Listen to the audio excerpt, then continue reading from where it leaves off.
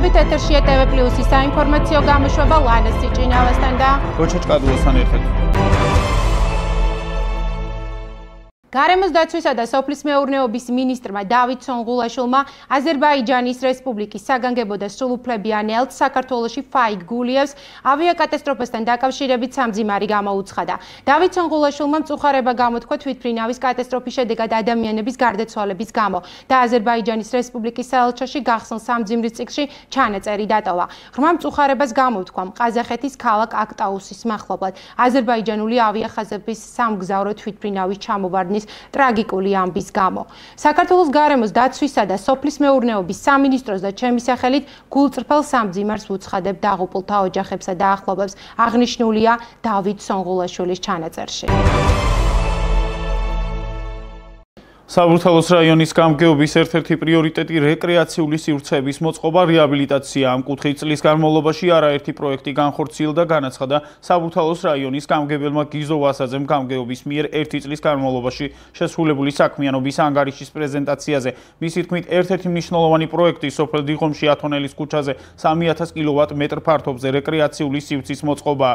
აღნიშნულ ტერიტორიაზე მოეწყო სპორტული მოედნებიც, რომლებიც სრულ შესაბამისობაშია თანამედროვე სტანდარტებთან. ჯანსაღი ცხოვრების წესის ხელშეწყობისა და პოპულარიზაციის მიზნით ჯამში 13 მისამართია განხორციელებული სპორტული მოედნების მოწყობა, რეაბილიტაცია. საგზაო ინფრასტრუქტურა 74263 კილოვატ-მეტრ ფართობზე მოწესრიგდა. მათ შორის არის 11 ქუჩა, სადაც მოსახლეობას აქამდე გრუნტიან გზაზე გადაადგილება უწევდა. 207 პროექტი განხორციელდა ბინათ მესაკუთრეთ ამხანაგობების განვითარების ხელშეწყობის პროგრამის ფარგლებში, მათ შორის რეაბილიტირდა 91 ლიფტი, 36 მისამართზე შეკეთდა საცხოვრებელი სახლის სახურავი, ხოლო 25 მისამართზე წყლისა და წყალარინების ქსელისარეაბილიტაციო სამუშაოები განხორციელდა. მიმდინარე წელს გამგეობამ სხვადასხვა ტიპის კულტურული, სპორტული და საგანმანათლებლო 13 ღონისძიება ჩაატარა, აღნიშნა გიზო ვასაძემ. მისივე ინფორმაციით მიმდინარე წელს 25 ავტოფარეხის დემონტაჟი განხორციელდა, შედეგად ახალი დასასვენებელი სივრცეები გაჩნდა. საბურთალოს გამგეობის ბიუჯეტიდან 2024 წლის განხორციელებაში პროექტებისათვის ჯამში 31.270.069 ლარი დაიხარჯა. ამასთან პრეზენტაციაზე გამგებელმა მომავალ წელს დაგეგმილ მნიშვნელოვან პროექტებზეც ისაუბრა. ღონისძიებას პარლამენტის წევრები აკაკი ალადაშვილი და ვლადიმერ ბოჟაძე, დედაქალაქის მერიის და საკრებულოს წარმომადგენლები, ასევე სამოქალაქო საბჭოს წევრები და მოსახლეობა ესწრებოდნენ. ინფორმაციას თბილისის მერიის პრესსამსახური ავრცელებს. საქართველოს პარლამენტის რეგიონალური პოლიტიკისა და თვითმმართველობის კომიტეტის თავმჯდომარე ირეკლი ქადაგიშვილი, განათლების მეცნიერებისა და ახალგაზრდულ საქმეთა კომიტეტის თავმჯდომარე გივი მიქანაძე და კომიტეტის თავმჯდომარის მოადგილე პაატა სალია აზერბაიჯანის რესპუბლიკის საელჩოში იმყოფებოდნენ. ინფორმაციას საქართველოს პარლამენტის პრესსამსახური ავრცელებს. საკანონმდებლო ორგანოს წევრებმა აზერბაიჯანის ავიახაზების თვითმფრინავის კატასტროფის შედეგად დაღუპულების გამო ღრმა მწუხარება გამოთქვეს და სამძიმრის წიგნში ჩანაწერი დატოვეს. აზერბაიჯანის ავიახაზების კუთვნილმა სამგზავრო თვითმფრინავმა, რომელიც ბაქო-გროზნოს რეისს ასრულებდა. 25 დეკემბერს ყაზახეთის ქალაქ აქტაუსში კატასტროფა განიცადა. თვითმფრინავის ჩამოვარდნის შედეგად 38 ადამიანი დაიღუპა. თვითმფრინავის ბორცვზე 67 ადამიანი იმყოფებოდა. მათ შორის ეკიპაჟის 5 წევრი და 62 მგზავრი.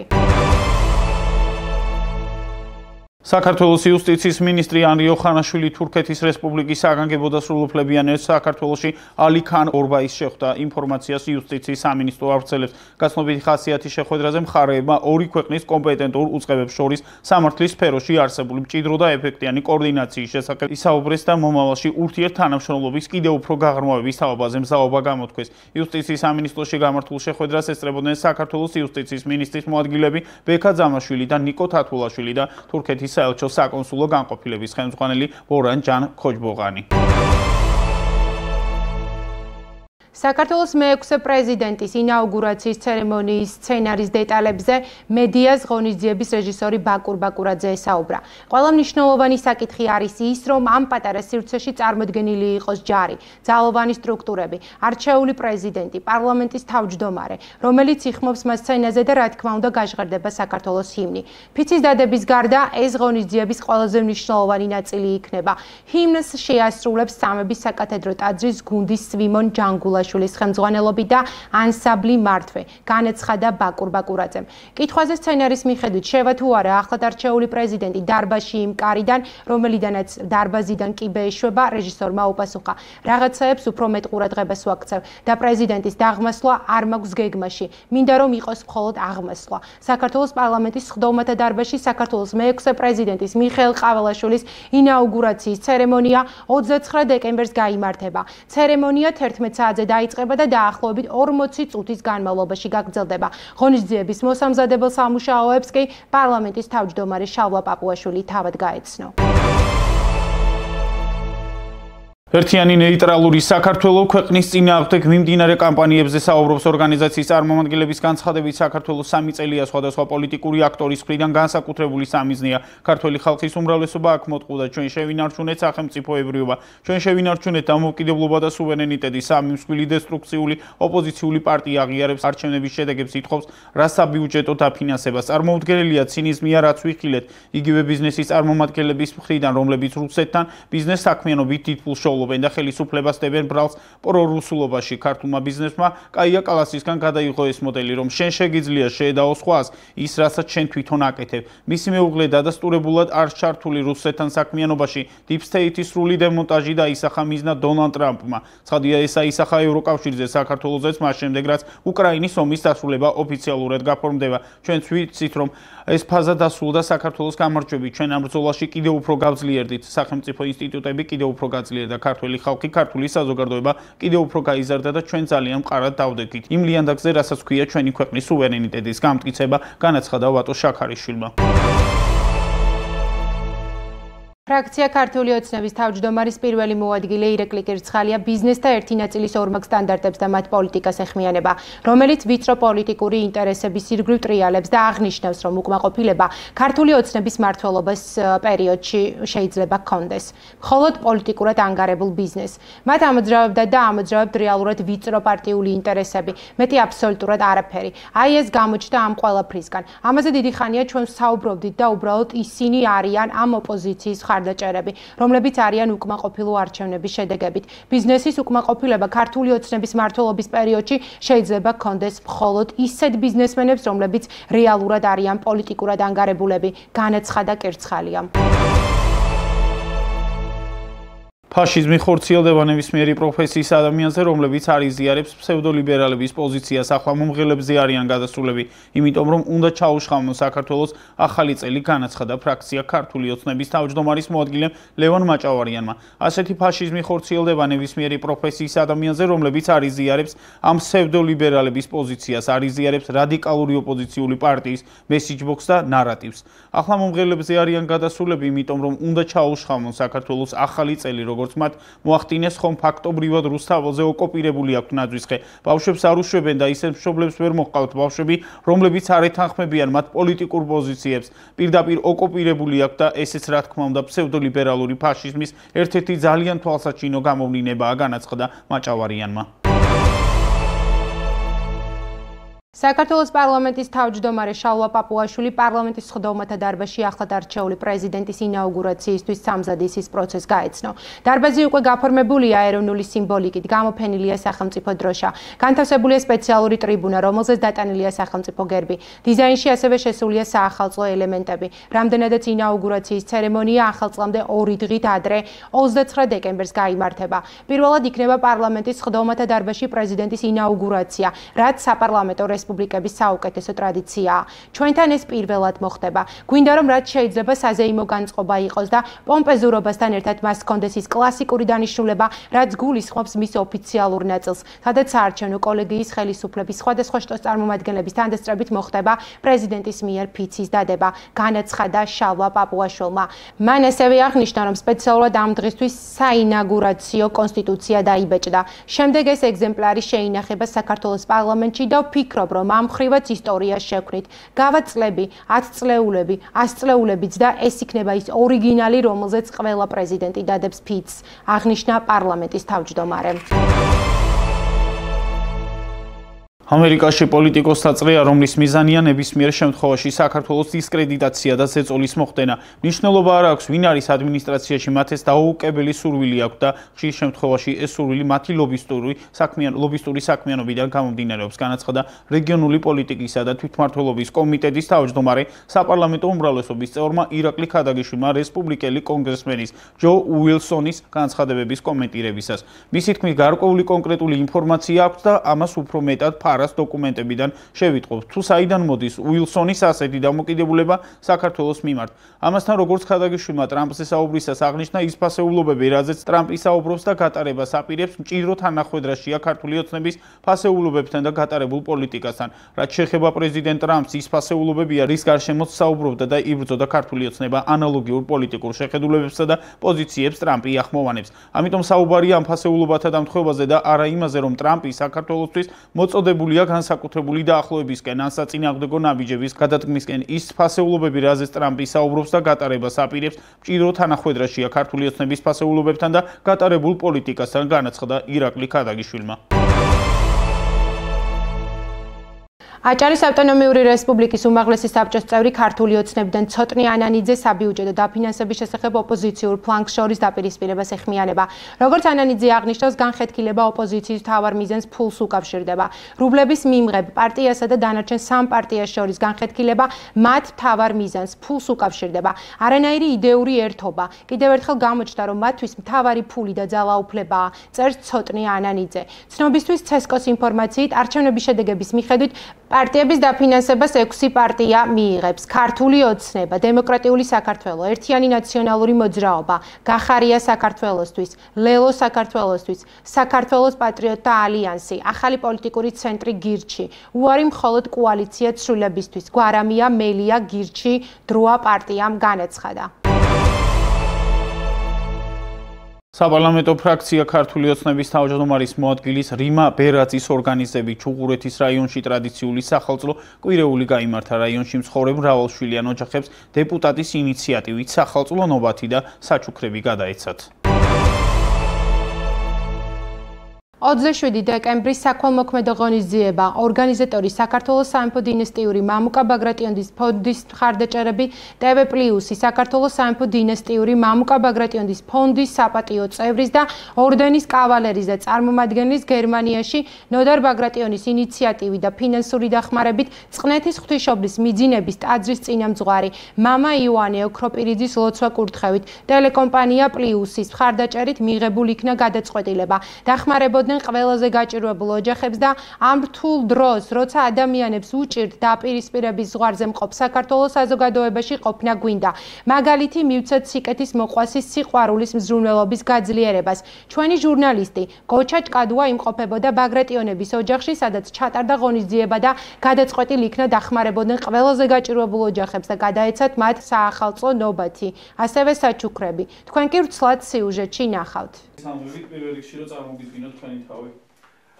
გამარჯობათ, მე გახლავართ მამუკა ბაგრატიონი, საქართველოს სამეფო დინასტიური მამუკა ბაგრატიონის ფონდის და ერთ-ერთი დამფუძნებელი და პრეზიდენტი და ჩვენი ფონდი აგრეთვე დინასტიური კავშირის ბაგრატონთა სახლის ნამდვილი წევრი და ინფორმაციული განყოფილების ხელმძღვანელი.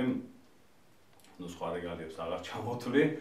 და ესე იგი დღეს გვაქვს ჩვენ საქველმოქმედო ღონისძიება, რომ ყველაზე გაჭირვებულ ოჯახებს დავეხმაროთ, რომელსაც ახალი წლისთვის გავაკეთოთ ეს საჩუქარი და მე ძალიან დიდი მადლობა მინდა გადაუხადო ჩვენი ფონდის ორდენის კავალერს და წარმომადგენელს გერმანიაში, ვინც ესე რომ ვთქვათ, მოგცვა შესაძლებლობა, რომ ეს ღონისძიება გავუკეთებინა ნოდარ ბაგრატიონს, რომელიც გერმანიაში იმყოფება და არის ჩვენი ფონდის წარმომადგენელი.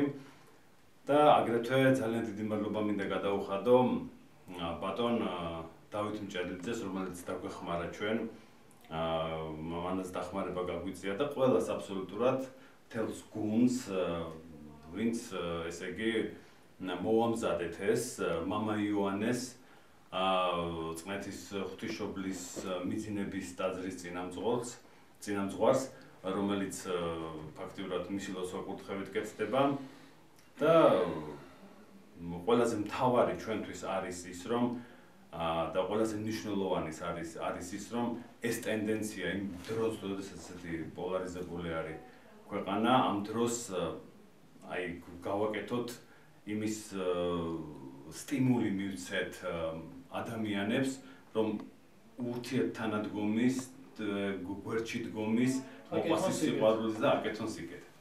აი ეს არის ჩვენი ღონისძიება. მოგესალმებით, შეიძლება რომ წარმოგიდგინოთ თქვენი თავი. მე გახლავთ კავაშელაშვილი, ბატონი მამუკას მრჩეველი და ფონდის წევრი, ასე ვთქვათ, ფონდის ორგანიზატორი. დღევანდელი ღონისძიება ეს არის, რა თქმა უნდა, მცირედი ძალიან და ძალიან სიმბოლური, მაგრამ ამ სიმბოლურობას არის ძალიან დიდი დატვირთვა ხალხო. ბატონი მამუკას თქმის არ იყოს დღეს, როდესაც ქვეყანაში ესეთი ვითარება, როდესაც ასეთი პოლარიზებულია საზოგადოება, იქნებ ჩვენ მივცეთ მაგალითი ქართულ ხალხს, რომ პატარა, რაც შეგვიძლია, ოდნავ სიკეთე და სიყვარული ვაჩქოთ ერთმანეთს.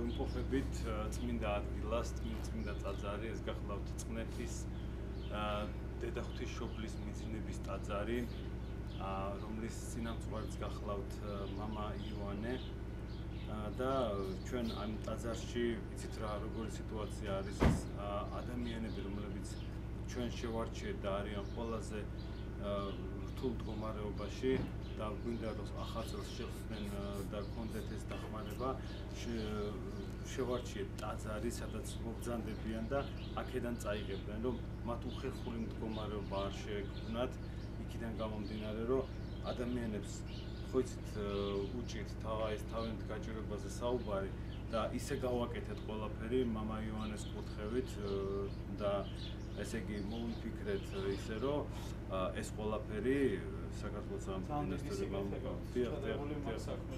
და აი ეს არის ყველაზე მთავარი რა, ეს არის ყველაზე მთავარი ტაძარში მოვიტანეთ და აქ მოგზანდებიან ის ადამიანები და დედავები გადასცემენ მათ ამ